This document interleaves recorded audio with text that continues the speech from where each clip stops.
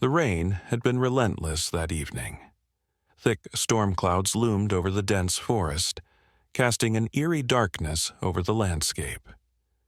The wind howled through the towering pines, rattling the fragile windows of a small wooden cabin nestled at the edge of the wilderness. The scent of wet earth and pine filled the air, mixing with the steady rhythm of raindrops drumming against the roof. Inside the cabin, Eleanor sat near a crackling fireplace, her frail hands wrapped around a steaming cup of tea. Her face, lined with years of quiet resilience, reflected the golden glow of the flames. The wheelchair beside her was a constant reminder of the accident that had stolen her mobility, but it had never stolen her spirit. Life in solitude had become her comfort. She had learned to embrace the silence, to find solace in the whispering winds and the distant cries of wolves. But tonight, the storm carried a different presence, one that sent a shiver through her bones. A deep, guttural groan echoed through the night. Eleanor's fingers tightened around her cup.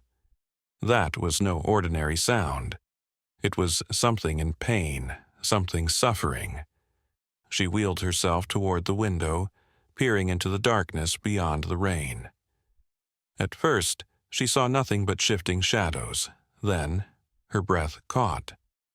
A massive black bear limped through the clearing, its fur matted with blood.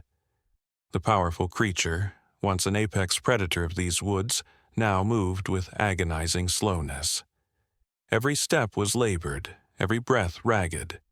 It was wounded, perhaps from a hunter's bullet or a vicious territorial fight. Fear flickered in Eleanor's chest, but it was quickly overshadowed by something else. A quiet understanding. She knew what it felt like to be helpless, to be left behind. The bear hesitated at the edge of the clearing, its dark eyes scanning the cabin, drawn by the flickering light inside. Eleanor's heart pounded. She knew how dangerous an injured animal could be, but she also knew desperation when she saw it. Summoning her courage, she wheeled herself toward the door and cracked it open. The cold wind rushed inside, carrying the scent of rain and earth. The bear lifted its massive head, locking eyes with her. For a moment, neither moved. Then, in a voice barely above a whisper, Eleanor spoke. "You don't have to be afraid." The bear let out a low, rumbling exhale, its body swaying before collapsing onto the muddy ground. A pang of sympathy shot through her. She knew she couldn't leave it out there. Not in this storm, not in this condition. Taking a deep breath, she wheeled herself back inside, gathering whatever blankets she could find. Her fingers trembled as she pulled them over her lap and rolled back to the open door. Rain stung her skin as she carefully set the blankets just outside, close enough for the bear to reach. "I don't know if you can understand me," she murmured, her voice gentle, "but you're not alone." The bear didn't move, but its labored breathing told her it was still alive. She rolled back inside, leaving the door slightly open. If the bear wanted shelter, it would have to make that choice itself. That night, Eleanor hardly slept. The storm raged on, and she listened to every sound outside, waiting, wondering. Then, just before dawn, she heard it. A low, shuffling noise. She turned her head toward the door, and her breath caught. The bear had dragged itself onto the porch, its massive body barely fitting beneath the overhang.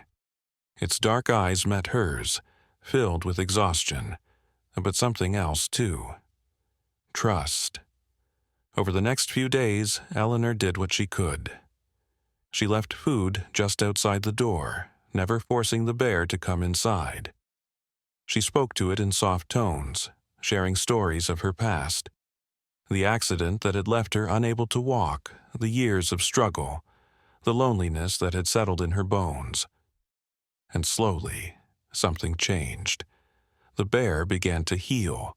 At first, it barely moved, resting in the safety of the porch.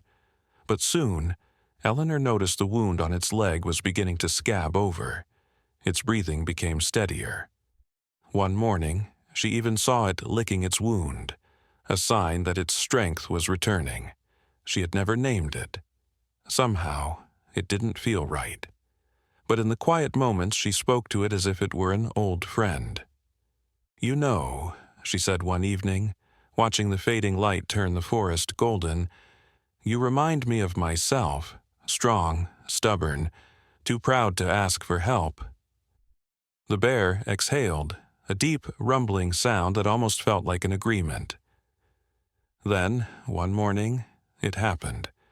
As the sun broke through the trees, casting long shadows over the forest floor, the bear rose to its feet. It stretched, testing its once wounded limb.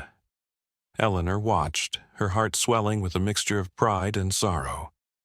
It was time. The bear turned toward the trees, its powerful body now steady. It took a few steps, then paused. Eleanor felt an ache in her chest.